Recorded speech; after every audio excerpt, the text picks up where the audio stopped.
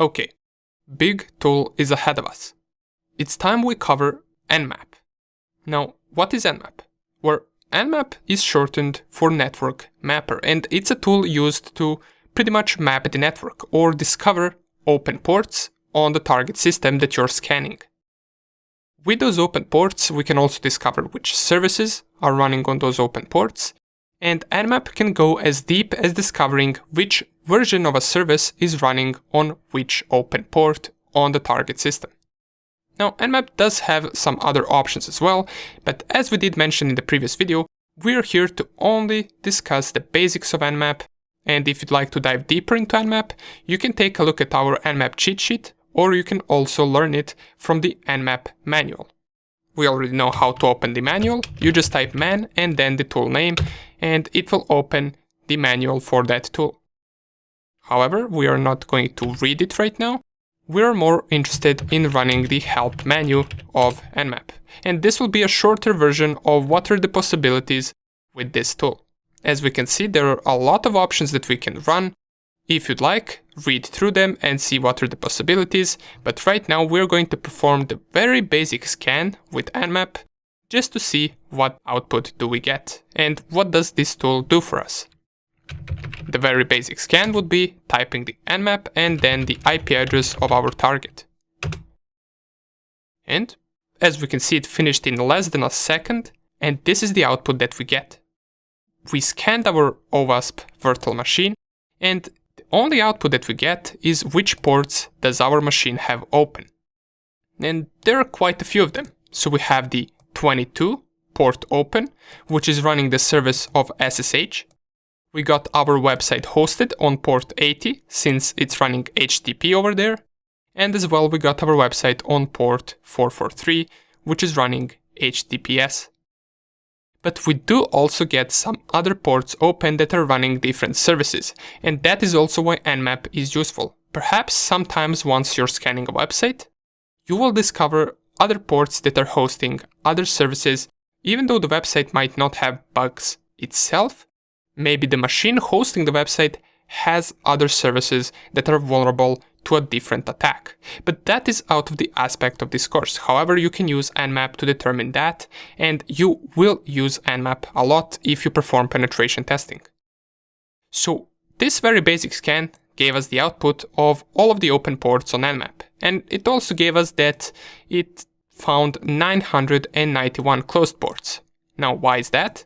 Well, Nmap by default scans most known 1000 ports. And out of those 1000 ports, 991 were closed, while as these 9 ports are found to be opened. If you want to dive even deeper into these open ports and perhaps you want to discover a version of a service that is running on this open port, you can run this command, nmap-sv, and then the IP address of your target. In our case, I'm using again OWASP BWA, and if I run it, it will take longer to finish than this scan. However, it should also take about a few seconds. Let's wait for it to finish. And this is the output that we get right now. You will notice that it's quite larger than the previous one, since besides getting the same output, which is which ports are open, we also get this column right here that says version. It gave us the version of each service that it is found on open port. For example, if we take a look at SSH running on port 22, we get the exact SSH version that this target machine has, as well as we get the exact Apache version that is being hosted on port 80 for HTTP. And we do see that it does match with the output that we got, if you remember, from our WhatWeb tool. Remember that we got Apache 2.2.14. Well, Nmap gave us the same result, so we can pretty much determine that this is the correct output and that the target machine is indeed running Apache 2.2.14. We also get the versions for other ports as well. So this is pretty useful information. And we can also see that apparently HTTP is being served on these ports as well. So it's not only port 80. We also have HTTP running on port 8080, which is running Apache Tomcat, and we got HTTP being served on port 8081, which is running Jetty. Now this is something that we didn't know before. And now if we go, for example, to our Firefox and we try to visit our OWASP virtual machine on port 8081, so let's type it right here, 8081. Wow, so we do open another web page. This is a web page that we didn't see before. Since by default every browser opens a page on port 80, since that is the usual HTTP port. If we wanted to, for example, open a web page on a different port, we need to manually type it like this. And we do open another web page. Awesome. Let's see what else do we get. So pretty much that would be about it, all of this services version. And another thing that I want to show you that is possible with Nmap is to use something called scripts. Now, Nmap can also try to find vulnerabilities. It can be used as a vulnerability scanner. How can we do that? Well, we can type something like this, nmap --script, then we type vuln, and then the IP address of our target.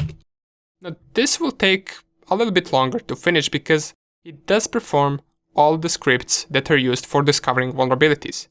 And while this is running, let me show you this website called nmap.org, where you can pretty much read anything about Nmap that you like. You can go to this page and you can also find the manual here, read all of the available options with Nmap, read what it is used for in case you're interested in this. Awesome. Let's see if our scan is finishing. We did get some output right here. And by the way, you can check out the percentage of your scan by typing upper arrow, and it will tell you at what percentage is it at. So let's wait for it to finish.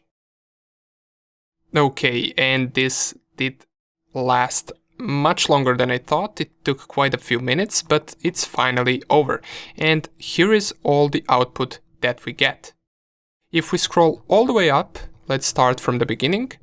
It's going to run the scripts per port. So it determines first which ports are open.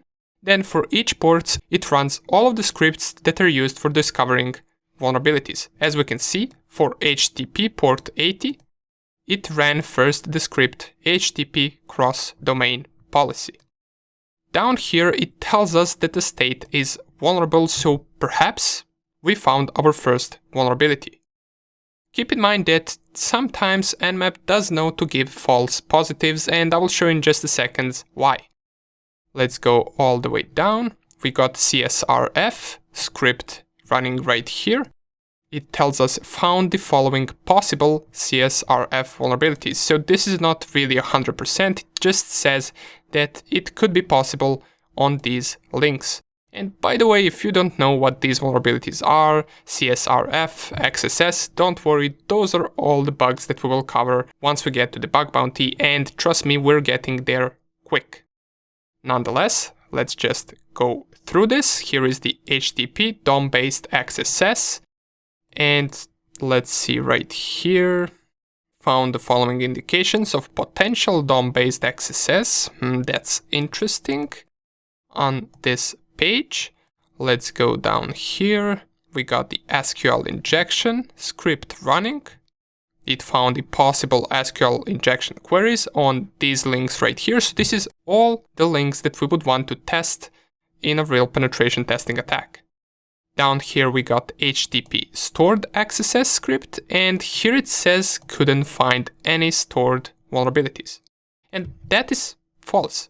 I assure you that on the page or on OWASP, we will get certain pages that do have HTTP stored XSS. So you can never fully trust what you get from a certain tool. That's why we will be discovering all of our bugs manually and not with tools.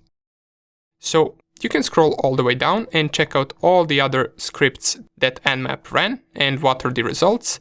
Or if you don't want to run these type of scans, which you use every single script to discover vulnerabilities, you can, for example, copy a script name, which you can also find in the nmap.org website. You can find all of the scripts that the Nmap has, and you can run a single script by typing nmap --script, then the script name, and then your target IP address. and it will only run this one script. In case you're trying to target just one vulnerability, you can simply just run just one script that discovers that vulnerability and see what the Nmap will tell you. Once again, if I'm not mistaken, this HTTP stored XSS will give us the result that there is no such thing on the OWASP virtual machine.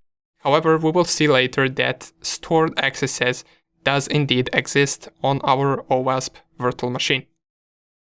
And here is the response. So this is what we get, open ports, and on the HTTP ports, because XSS is a website vulnerability, it tells us that it couldn't find any stored XSS vulnerabilities on both HTTP and HTTPS. Okay, nonetheless, these are some of the basics of Nmap and how you can use Nmap.